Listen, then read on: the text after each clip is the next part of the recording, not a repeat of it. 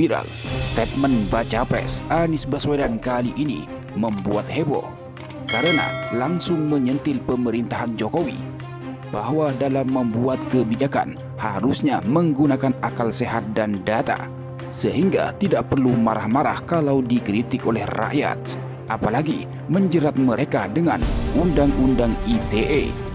Oleh karena itu, PDIP dan Partai Gerindra meradang membela pemerintah.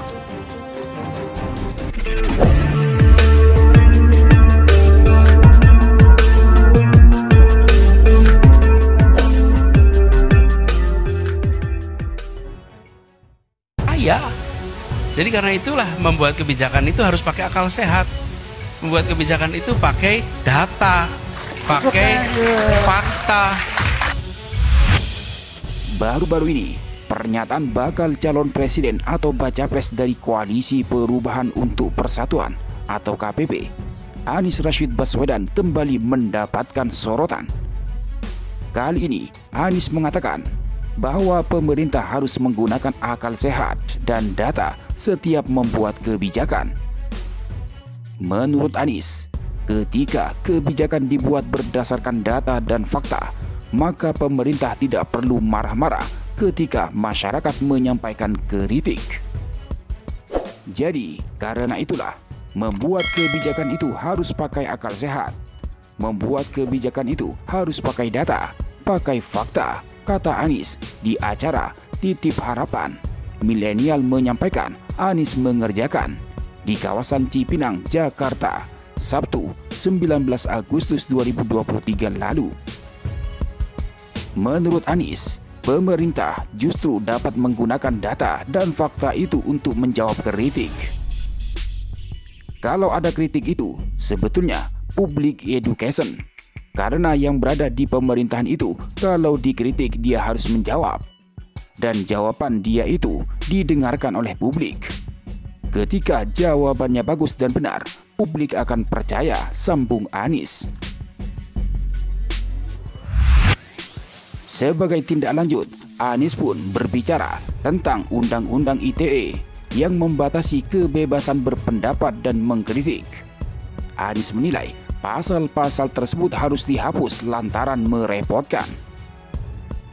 Saya merasa tidak perlu ada aturan-aturan yang melarang kritik. Bahkan pasal-pasal karet itu harusnya direvisi. Karena itu sudah merepotkan, kata Anies melanjutkan. Anies menuturkan, pasal karet itu hanya akan membuat masyarakat takut menyampaikan pendapatnya. Sebab itu, dia pun menilai pasal karet tersebut harus ditiadakan agar menjaga kebebasan berekspresi. Banyak dari kita yang mengalami pelayanan publik yang salah. Ketika melaporkan justru dilaporkan. Ketika cerita ke publik laporkan, ujarnya. Bukan hanya kepada pemerintah, ada pelayanan, misalnya pelayanan bengkel. Ternyata bengkelnya gak melayani dengan benar. Ketika kita menceritakan di sosmed, bisa kena enggak itu? Bisa. Itu karet itu yang harus ditiadakan supaya kebebasan berekspresi itu terjaga dan akal sehat itu dijaga, sambung Anies. Lebih lanjut, Anies menyampaikan pemerintah harus mau menerima kritikan. Menurutnya, selama dalam pemerintahan tidak bisa memilih ingin kritik yang bagus atau jelek. Pemerintah itu jadi alamatnya kritik. Kritik itu ada yang dilakukan nyaman di kuping, ada kata-kata yang tidak nyaman di kuping.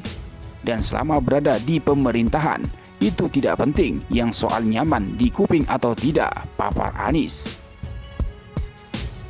Mantan Gubernur DKI Jakarta itu menilai apapun yang dikatakan masyarakat ialah hak untuk menyampaikan pikiran. Saya juga gak pernah menuntut siapapun. Padahal kalau lihat dosisnya itu cukup lumayan kemarin, biarkan saja, tuturnya.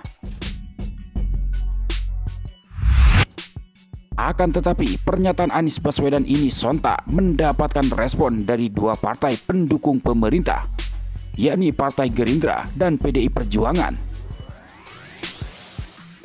Wakil Ketua Umum Partai Gerindra Habibur Rahman meyakini pemerintahan Presiden Joko Widodo atau Jokowi sudah menggunakan akal sehat ketika membuat kebijakan. Apa yang disampaikan Pak Anies itu adalah hal yang normatif, dan memang itu juga yang sudah dilakukan oleh pemerintahan Pak Jokowi selama ini, kata Habibur Rahman. Dia mengatakan, kebijakan yang didasarkan akal sehat itulah yang menjadi penyebab tingkat kepuasan masyarakat terhadap Presiden Jokowi tinggi di berbagai survei. Kebijakan-kebijakan Pak Jokowi tentu disusun dengan akal sehat. Kita tahu hasilnya saat ini tingkat kepuasan masyarakat terhadap kinerja pemerintahan Pak Jokowi mencapai 80%, ujar dia. Sementara tanggapan politikus senior PDI Perjuangan, Hendrawan Supratikno, juga merespon ucapan Anies. Hendrawan mengatakan, selama ini pemerintah tidak marah saat dikritik masyarakat. Selama ini juga tidak marah. Saya termasuk yang rajin menyampaikan kritik.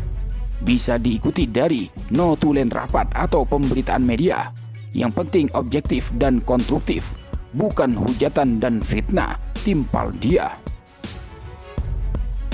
Di sisi lain, Hendrawan menuturkan bahwa pemerintah memang harus membuat kebijakan sesuai data dan akal sehat.